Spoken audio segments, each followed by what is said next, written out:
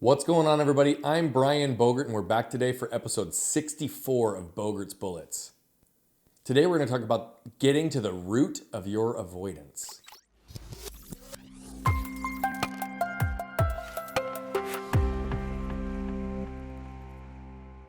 Any of you who've been following me for any period of time have probably heard my philosophy of embracing pain to avoid suffering. And I believe this is where we also gain freedom. The second step in that I teach is to identify the pains we tend to avoid and learn to embrace them. The example I've given often is one from my own life.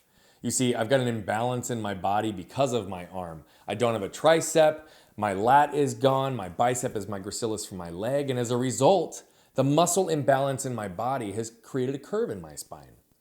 Well, about 12, 13, 14 years ago, as I started getting older, what I noticed was that the pain that was just kind of a basic low-grade pain started to turn into suffering in my back. And I knew that wasn't going to be sustainable, so I had to change something about my life. I had to stay fit, I had to stay lean, I have to focus on core strength, and I really have to make sure that I do this regularly and consistently to make sure that I don't have suffering all day, every day in my back because of the imbalance. And so what I did at that point was I joined a gym. If I'm going to have to stay fit and get fit, right, what do? Join a gym. I went consistently for a period of time, and then I just stopped going.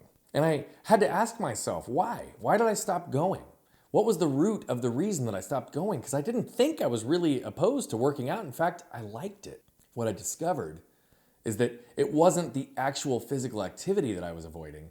It was the anxiety I got in a crowded gym. And so I had to literally embrace the pain of investing the time, the energy, the space, and the money to build out my own home gym so I had an environment for success that I could stay in peak physical condition and reduce the amount of suffering in my life. But I had not taken the time to understand the root of that.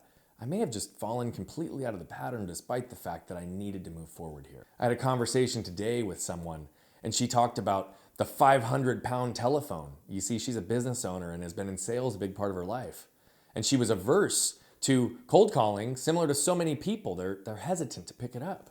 And when we started talking about it, what we realized for her is it wasn't literally the weight of the telephone or getting on the phone and having conversations.